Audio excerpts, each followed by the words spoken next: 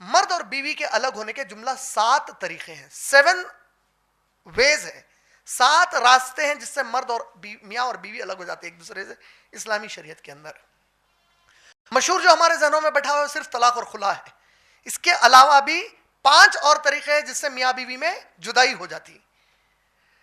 तलाक और खुला ये 2 ऐसे तरीके हैं जिसके अंदर मियां और बीवी अलग होकर दोबारा मिल सकते। ये बात याद रख लो, 7 तरीकों में से 2 तरीके तलाक और खुला ऐसे तरीके हैं जिसमें अलग होने के बाद दोबारा मिलने की गुंजाइश है। बाकी के 5 तरीके ऐसे हैं कि इसमें अलग होने के बाद मिल नहीं सकते। समझ गए?